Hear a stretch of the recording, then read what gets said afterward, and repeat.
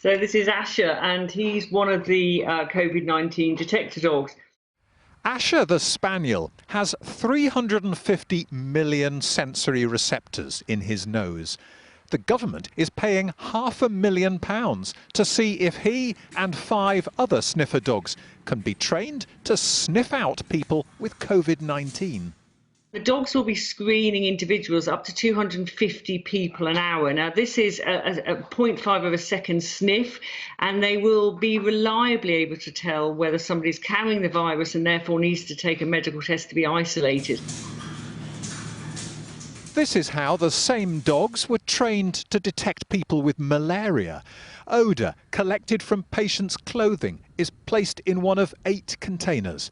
The dog gets a treat if it can find it and sit down. For the Covid-19 training, the samples will come from people who have the virus but no symptoms. And if the training works, the dogs could screen 250 people an hour as they arrive at UK airports. Well, I think it's really important to think about this Covid-19 as a problem that's not going to go away and it'll be with us for a year or two.